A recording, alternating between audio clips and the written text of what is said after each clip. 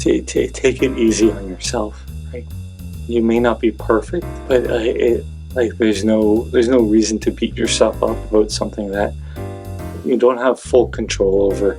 And I think it's important not to get down on yourself, not to kind of get into a point where either you don't want to keep trying to get to improve.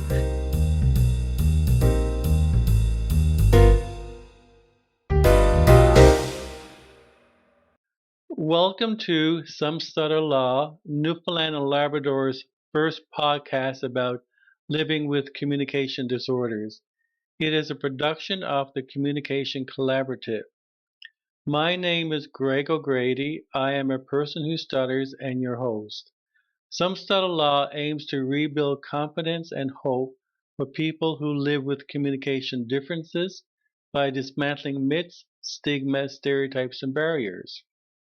Some Stutter Law is a safe space to speak and to own your truth, a safe space to communicate differently without the fear of being judged or feeling shame. For this podcast, you can find us at somestutterlaw.ca. Today, Some Stutter Law welcomes Philip Rowe. Philip was born and raised in Toronto to two Portuguese immigrants who were fluent in English. Early on, before starting junior kindergarten, Philip was identified to have a speaking disability, including a prominent stutter, lisp, and delayed development in my ability to form full sentences. He worked with a speech-language pathologist one-to-one and participated in special education until grades 3 and 4 in school. Currently, Philip no longer has a stutter or lisp, but can't help but feel as though he continues to use verbal crutches to prop up his ability to speak today. Today, Philip is a reserved and quiet individual. This may be related to his early hesitation to speak up in case and fear that he could not effectively communicate his thoughts. Philip, welcome to Some Stutter Law, and thank you very much for joining us today. Thank you, Greg. So, Philip, let's start our questions off. Philip, is this your first podcast? Yeah, this is very much my first podcast, and incredibly nervous. So, I appreciate any leeway you can give me. Well, thank you very much for joining us this morning. Philip, why did you decide to be a guest on Some Stutter Law? You know, this is something that I don't have a big social presence online or anything like that. I'm virtually anonymous, but as soon as I was given this opportunity through a friend for a friend of my mom's, basically, is that just if me speaking about my experience with it and kind of the somewhat continued struggles that I do experience, uh, if that could kind of lend anyone any sort of kind of reassurance that like it's okay, like we can kind of like this is not something that it's acceptable. Yeah. I'm apologizing. I'm stumbling over my words, and it's just if I can just share my experience, and if it helps anyone out there at all, uh, even if it helps one person, I think that's worthwhile doing. Mm. Well, Philip, considering that this is your first podcast, this is a huge accomplishment and a huge step of courage for you to do this. So thank you very much. Thank you. So, Philip, can you share with our listening audience about your challenges growing up as a child before starting junior kindergarten, being identified with a speaking disability, including a prominent stutter, lisp, and delayed development to form your full sentences? Of course, yeah. So it all started, and I had to speak to my mother at length about this to kind of get a full recollection of kind of how everything started and kind of how I got to where I am now, basically. So, uh, I was very fortunate in that before I started school, what they were doing in my area with the school that I was planning on going to was that the kindergarten teacher would actually be going out to next year's students' houses and actually speaking with the parents of all of her students basically for the upcoming year. And in that, my mother raised to her that I had been kind of shown with having a prominent stutter, and I wasn't actually completing full sentences, so which was kind of behind basically where I should have been developmentally at that point. And with that, basically, my kindergarten teacher advised my mom on some places where I can go. Basically, started me up on speech therapy even before I started school, which was a huge benefit in regards to actually bringing the stutter or kind of assisting me in speaking more fluently. Uh, but yeah, and basically since when I started kindergarten up until about grade 3 or 4, I was basically doing part days at school in regular class, and then it's part of the days in special education class.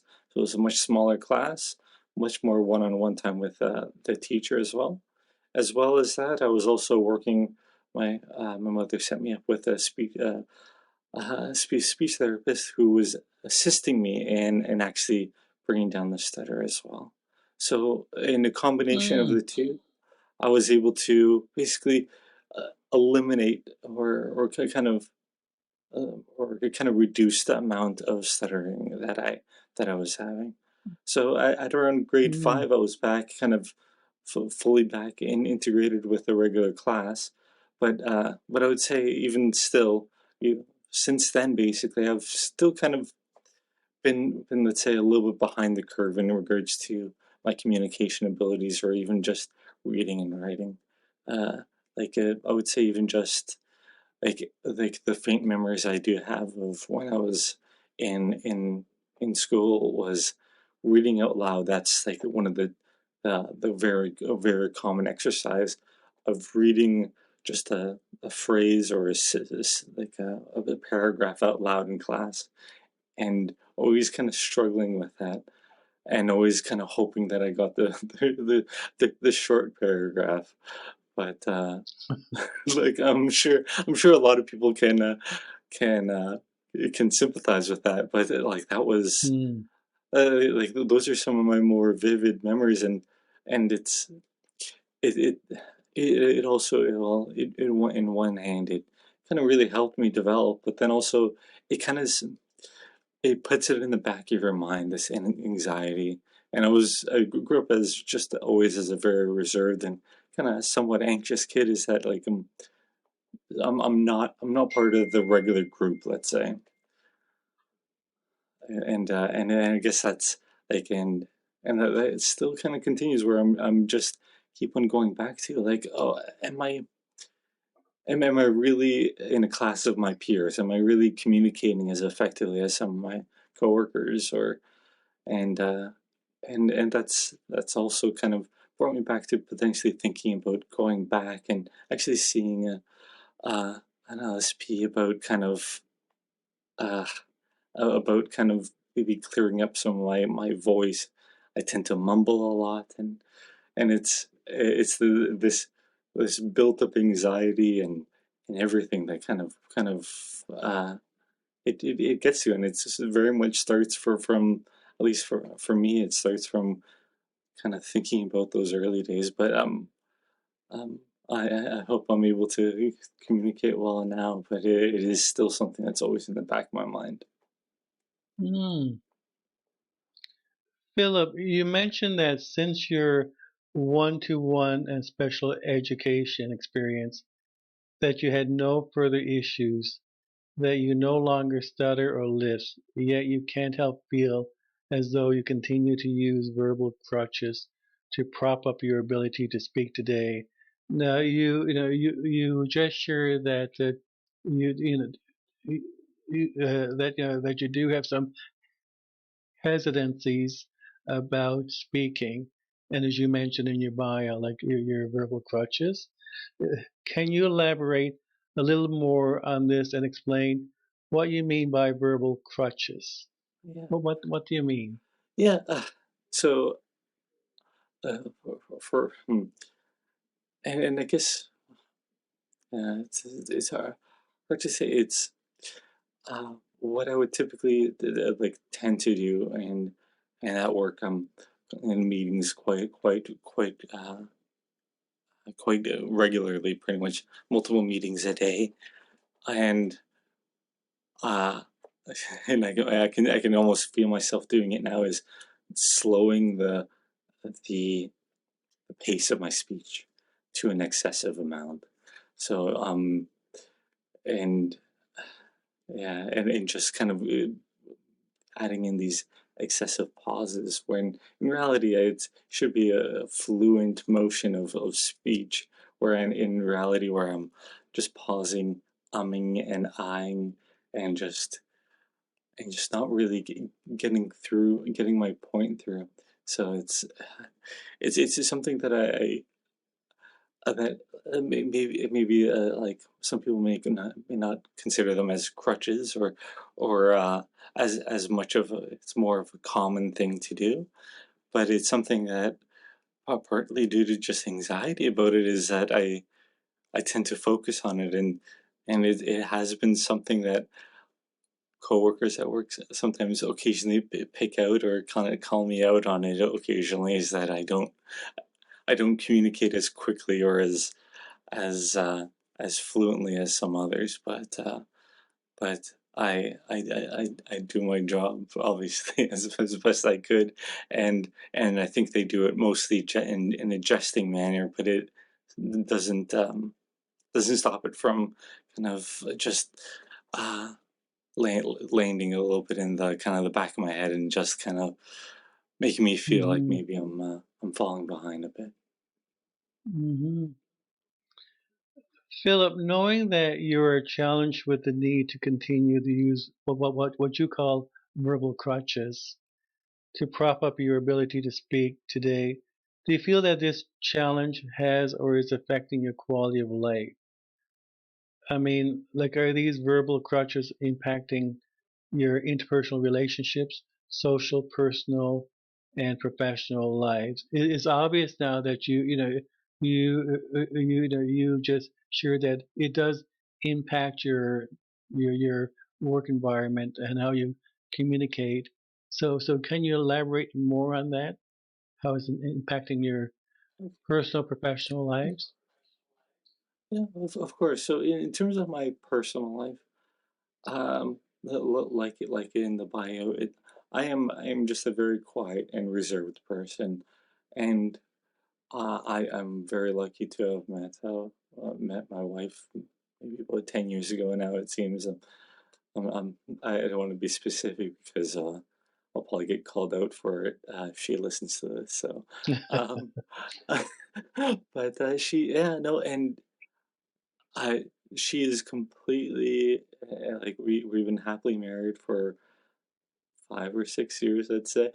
No, it's been about 4 years now, and uh, and she's completely accepting of how often I trail off into just just like start and stop sentences, and she's quite enamored with me, and I'm quite enamored with her. So it's it's just something that hasn't held me back at all in terms of my personal life, my friends, and I'm able to maintain a small group of friends. I'm not a big boisterous person that has hundreds of friends out there, but it just kind of, you can say it's a chicken or egg scenario there in regards to whether or not uh, my speaking ability has kind of hampered whether or not I've been able to develop a lot of friends, or if it's just my personality that has kind of, or just who I am, that has kind of detracted away from being social, and that has potentially potentially could hurt my kind of my speaking ability because I'm just so generally quiet. But in terms of my Hmm. professional life, is that I've been working. I I, I work as a IT analyst for an insurance company, and I've kind of accomplished my professional kind of objectives and kind of my goals. I'm quite happy with the work that I do, but it does at times um, my ability to communicate some complex ideas to coworkers is definitely hampered at sometimes I feel, but it hasn't damaged the overall message that I tried to get across. I may have to try maybe one extra time or so to get my point across, but Hmm. it doesn't change the fact that I know what I'm talking about and that the knowledge that I Hmm. have in regards to my technical knowledge is still there and they understand that. So I've been able to work with a lot of great people that understand that while maybe I'm not able to communicate as well, is that I just know my stuff. Mm.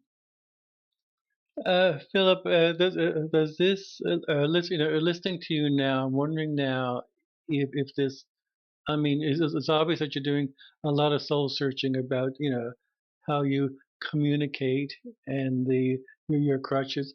Do you feel it has affected your, I guess, mental health in terms of, do you feel that you're allowing your hesitancy, your crutches to hold you back in some way?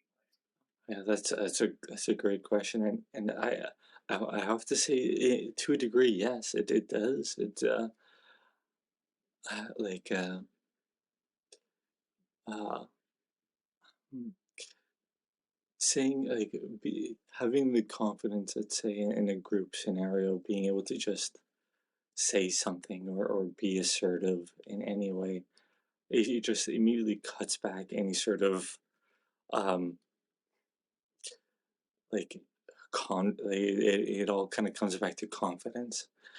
If I'm not confident that I'm going to be able to say something properly or say something in the correct that is interpreted in the way that I intend to, it has definitely kind of hampered my ability to really uh, get my point across or get get people to see things how I see them.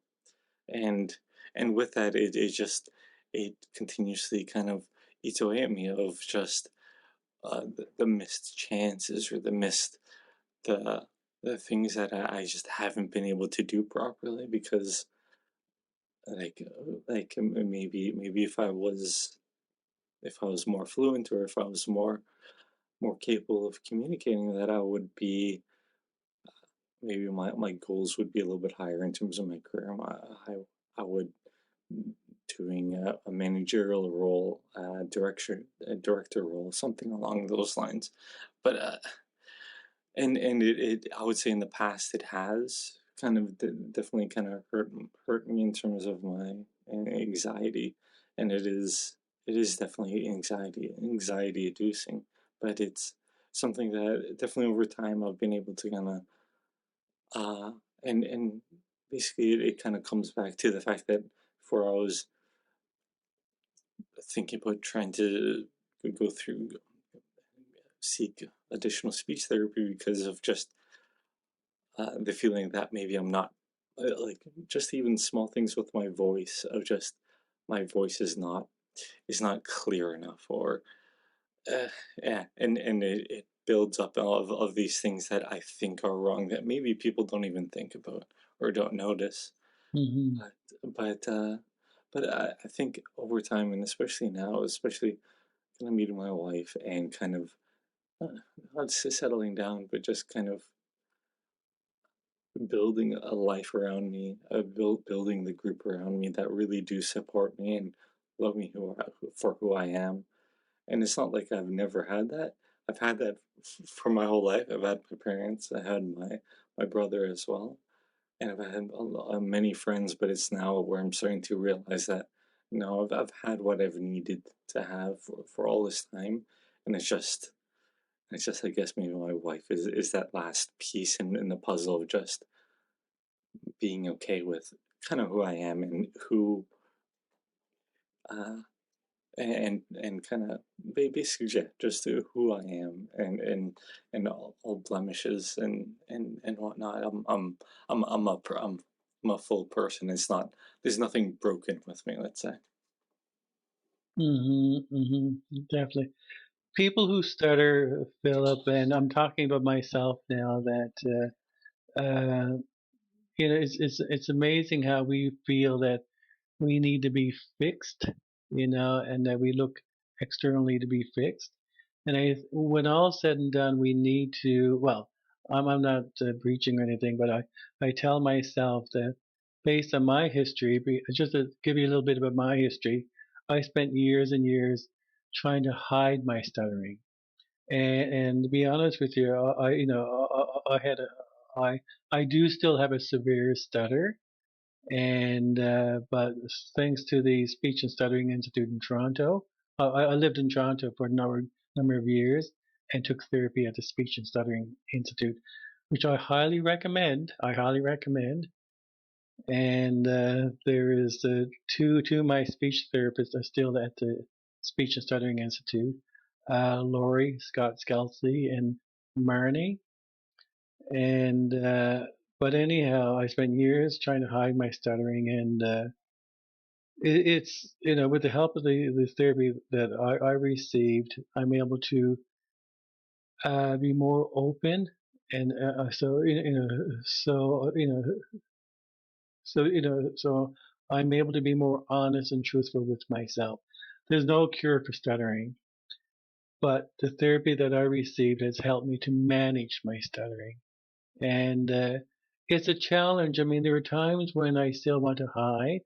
There are times when I word substitute, and covert people who stutter are so uh, uh, expert at hiding their stuttering that it's sometimes I feel with me for years I because I was hiding my stuttering, I never had a sense of identity.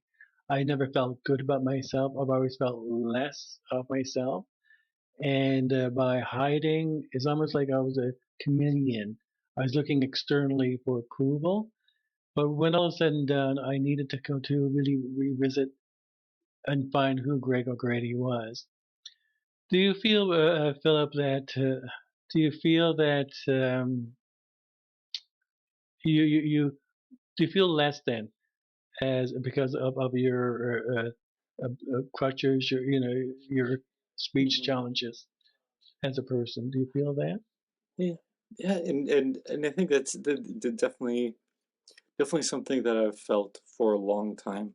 Uh, but it is something that, yeah, very much.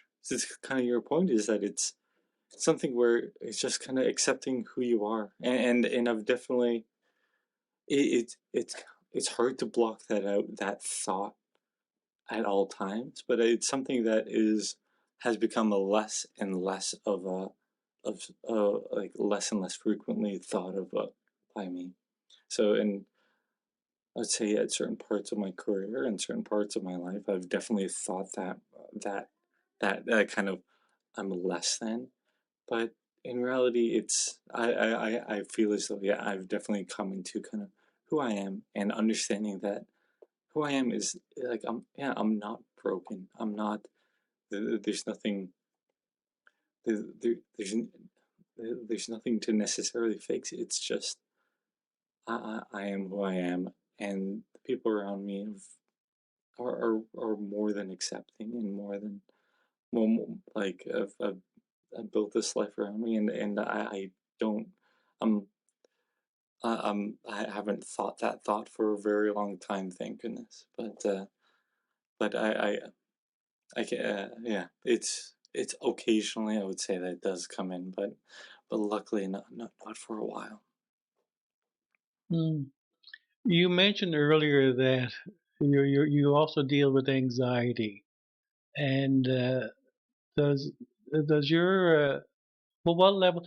on and I'm talking in relation to your communication. In terms of the anxiety level, where would you be from 1 to 10? One low, 10 high, or is it like a daily or situational? How would you Yeah, describe that? yeah. I would say it's definitely situational, and like I would say, let's say like coming on, let's say a podcast that's listened to a lot of people. I would say like generally pretty high. I would say six or so for coming onto a podcast, but I, like very nervous and but in like certain parts of work of just being of having to speak confidently about something it definitely kind of raises up as well.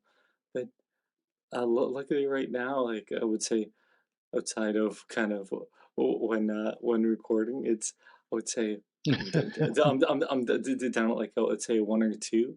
Speaking to someone new is typically when that really kind of let's say it kind of spikes up to, let's say, similar to even just listening or kind of watch or recording a podcast.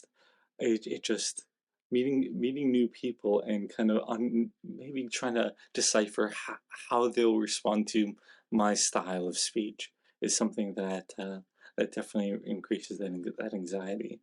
But day to day, I communicate with this same amount of people. I mostly, and basically since COVID, I've been basically isolating as well. I'm able to work from home remotely, which is nice.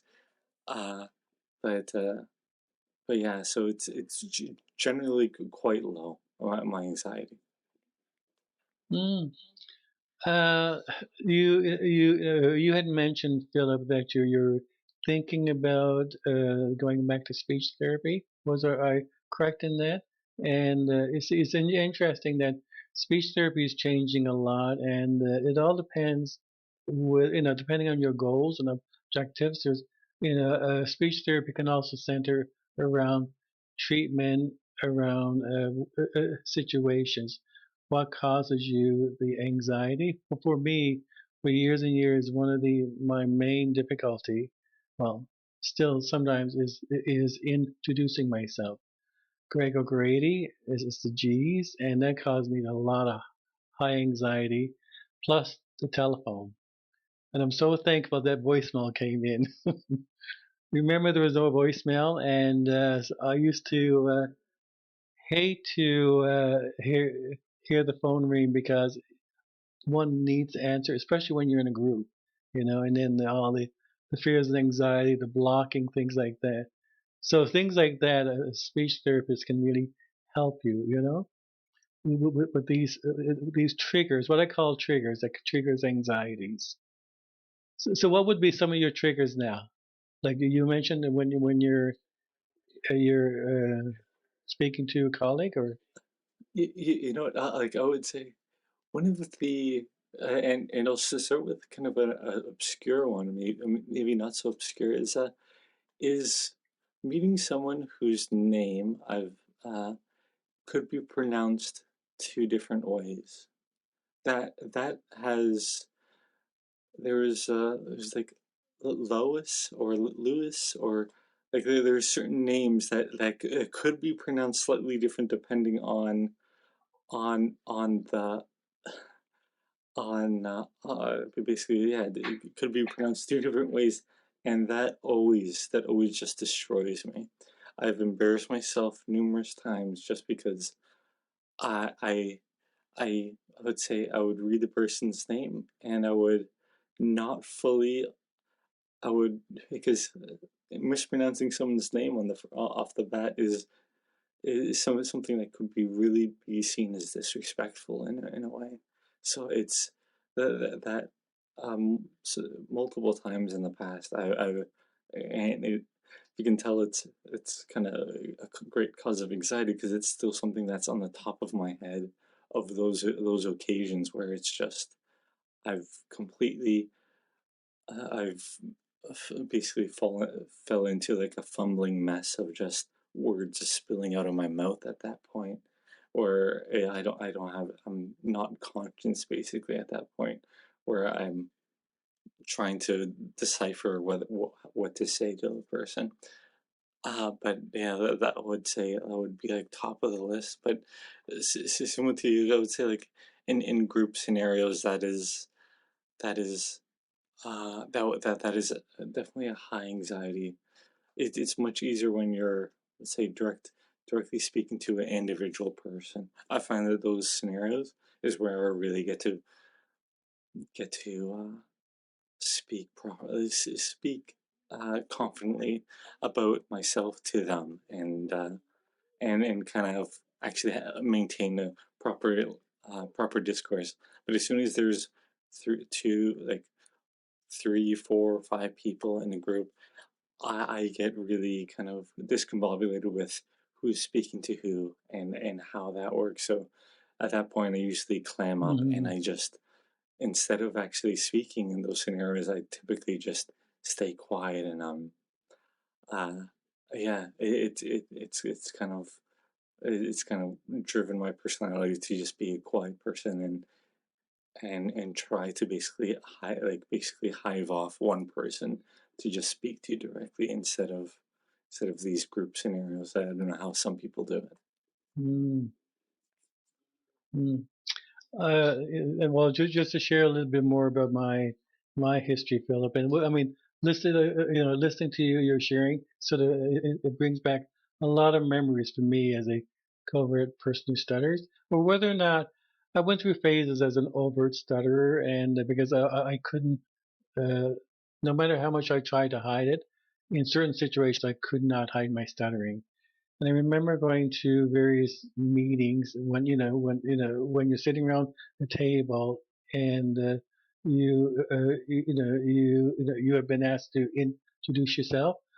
My anxiety level was so high that when it came to introducing myself, I blocked completely. And also, you see, I felt bad because there's so much conversation going on, depending on what we were talking about. By the time I got enough courage to speak and contribute to the conversation, uh, my colleagues had moved already on to another topic. But after these meetings, because I allowed my stuttering to hold me back, when I left these meetings, I felt so I was really my own bully. I self bullied myself because I felt that I let myself down. I allowed my speech impediment to control me. So you mentioned, so when you leave these meetings or situations, how do you feel about yourself? Yeah, like I think you're like that story, that kind of is a history about yourself is something that I definitely hold. That's definitely something that I recall about myself a lot as well. And uh and it's a lot harder now, especially to communicate in those scenarios, and it's a lot. I'd say when you're in an in-person meeting and you say something, maybe incorrectly, or like if I was unable to kind of communicate something as well with my speech, I would be able to maybe catch up with someone right after and have a quick chat to them, and like that period of beating myself up would say less. It would be something that I could potentially recover from quite quickly. But say now in a virtual environment, so pretty much I have all of my meetings online from my desk at home. Is that it's really easy to just fall into a hole of just basically being like, I said something wrong, or I couldn't say what I meant to say, and because everyone, like, you don't see anyone's faces, so it's not like it's just a voice channel, so that's all I have to rely on. So it's it's it's very easy to just kind of fall into this kind of cycle of kind of despair to a degree, of just continuously kind of thinking, or like in real and in reality, I could have actually said exactly like the person on the other end could have completely understood what I said, and there was no issue at all. But still, in my mind, I would go, I didn't communicate that properly. What I've said didn't make any sense, and I would Hmm. continue to beat my out. But because there's no visual cues of the person nodding or anything like that, is that the anxiety can very much take hold and just spin that into however much of a catastrophic failure you think it may have been, like into you could you can turn what was actually a good scenario into a completely horrible scenario just in your own mind and in your own kind of space, which is hard to get away from. So it's definitely Hmm. this new world has kind of created these challenges. Hmm. And feelings like that, Philip, when you feel that you let yourself stand down, it stays with you. You know, it stays with you, and it really impacts your one's psychic, your as I was saying, your mental health. You know. Now, you also mentioned earlier that you feel in many ways your communication challenges are holding you back from aspiring to be a manager or director. Do you feel that you're ready now to seek out some support, let's say speech therapy, to help you with that, Philip? Or do you feel you're ready now, or is a Yeah. need there? You know, at this point, I don't. I think that the need there, what was it like of me seeking the speech therapy, was something that was it was just as a result of just continuous buildup of anxiety that I've felt, and I think at this point especially in regards to just work as in a separate subject of just work-life balance, is that I'm generally okay with kind of where I am at, and I'm ha I'm ha sorry, I'm happy with kind of my ability to kind of to communicate at this point. I I won't say that I can't say that it won't that thought won't up in my head again. I'm sure at some point someone will mention something to me on the side, or I'll hear a rumor or something along those lines. But at this point, I'm like a rumor or so something along those lines at work that maybe I could do a better job of communicating, but honestly, I don't think that that's the case anymore. I think people are are are not people are understanding enough at this point that I think my ability to communicate hasn't necessarily plateaued, but it's at a level where I can be sufficiently happy with myself at being able to communicate that people around me have been able to kind of uh, have been able to or have been able to accept basically. So it's just something that I can't say I won't look back at doing speech therapy, but I think right now I'm at a happy place, and I think that's something that that I'm quite satisfied with. It's just being in a place where I don't I'm not stressing out about it. Oh, uh, I would say not excessively, but often. Um, it's not a stress around my life.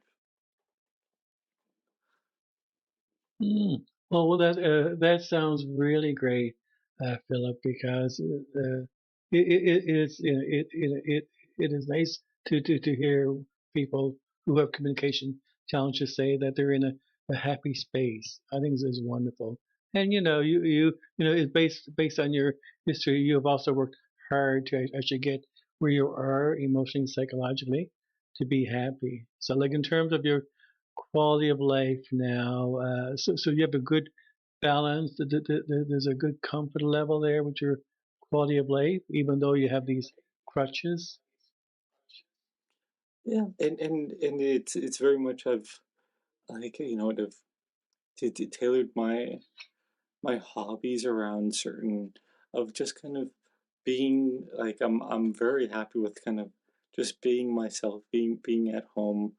Uh, like I've like especially since COVID, I've had to kind of deal with more isolation than before. But I'm very I'm very kind of happy with kind of the way of my life at this point. That doesn't mean I don't get nervous or get anxious when talking to new people or kind of having meetings with with people that I'm not too familiar with. But it it's just something that is not as much of a concern anymore.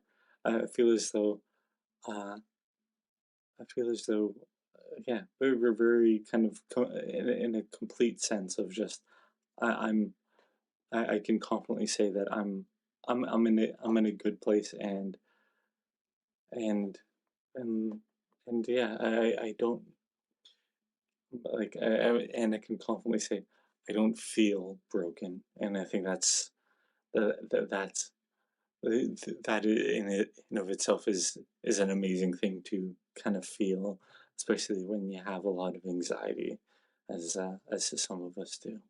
Hmm. Hmm. You don't feel that you're broken or needs to be fixed. Is what you're saying. Wonderful, Philip. We're talking a lot about fluency. What I consider the F word, fluency. What's it for our listening audience? How would you describe fluency for yourself or fluency in general? What's Hmm. your definition? Yeah, my definition would be the ability hmm, is well, it's difficult to kind of pin down a specific set of words, but I would say the ability to communicate a thought or an idea to another person. Yeah, in like clearly, I guess that's it. Like, hmm, yeah, yeah, I think that's where I would almost say it is just the ability for fluency is being able to communicate ideas, thoughts, or yeah, to other people. I guess yeah, like what would be your definition of fluency? Yeah, because I'm clearly struggling. Oh, that's okay, Philip. I mean, I struggle myself with the my own definition of fluency.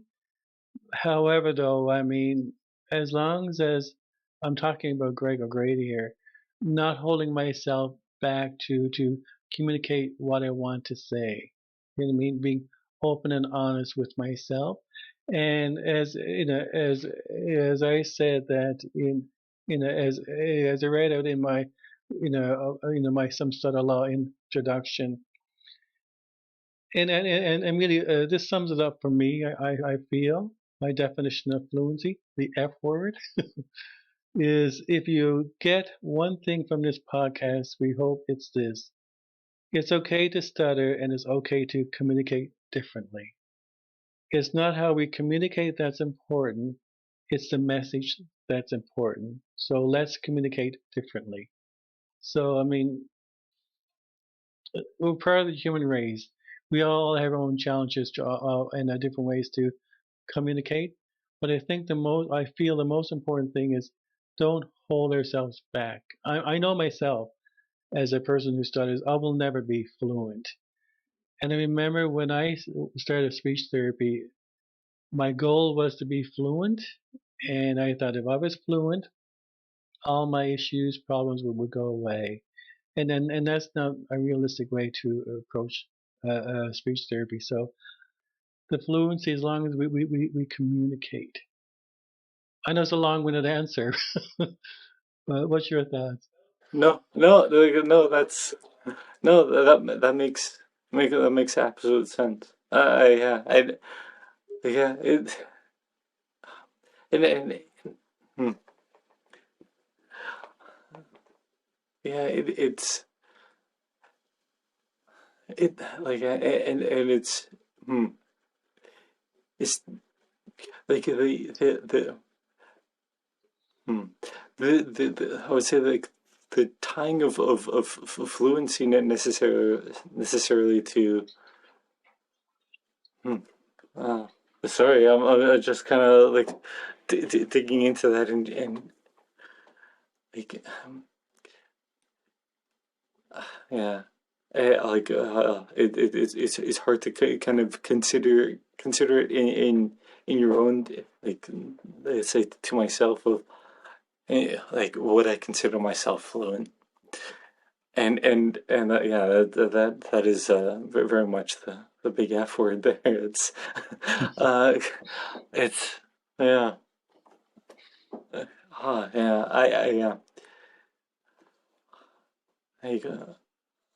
I, I don't know how to unpack that even more but it's I guess the way that like like the way my definition of that would be is that at least in my mind, fluency would almost just be like if I can say something in whatever way, whether or not it's full of mistakes or fumbles and words, if I can communicate like a thought or just any sort of idea I have to someone else, and they can understand it. They can kind of repeat it back to me in a understandable way as well. I would almost just consider that fluent, and I guess that's why you asked the question is that it's not necessarily the same for everyone. Is that I would say like my bar for what is being considered fluent is not necessarily whether or not it's perfect dictation of a set of words. It's just more of just yeah that message that becomes important. Hmm. And it's like as well, Philip. There's there's no apologies. Like Greg O'Grady or Philip Rowe doesn't have to apologize for either having, no need to apologize for the way that we communicate. And as long as I leave a meeting or I leave a one-to-one discussion knowing within me that I've communicated what I wanted to say. And so leaving the meeting without having to bully myself for not having said everything I wanted to say. No apologies. In other words, you know. Yeah, yeah, and yeah, and that's largely where I feel as though I am at Yeah. this point. But definitely, oh yeah, on occasion it's gonna happen. Yeah. Philip, in closing now, to close, do you have any thoughts to share with any of our listeners who may be experiencing some of the similar challenges that you had shared earlier in life? Yeah, I would say the one thing I would say is that take it easy on yourself, right? So, and I think we've explored this. Is just that like you may not be perfect, but it like there's no reason to beat yourself up about something that you don't have full control over. And I think it's important not to get down on yourself, not to kind of get into a point where either you don't want to keep trying to get to improve, even if you don't see it. It's something that there's no that it's that, that there's enough challenges in the world to come across that you don't have to be another one in your own way. Like yeah, don't be your own obstacle. I think that's my kind of my closing kind of phrase there. Don't be your own obstacle, and I think that is almost too perfect for me to have come up with on the spot. Well, that's good advice, good words of wisdom, Philip. So, Philip, on behalf of Some Stutter Law, thank you so very much for participating in a Some Stutter Law conversation today. So, I really appreciate having you on as a guest, and for you to actually to take the courage to step up to the plate and be on a podcast to share your thoughts. So, again, thank you very much, Philip. Oh, thank you, Greg. Thank you. This has been a great experience.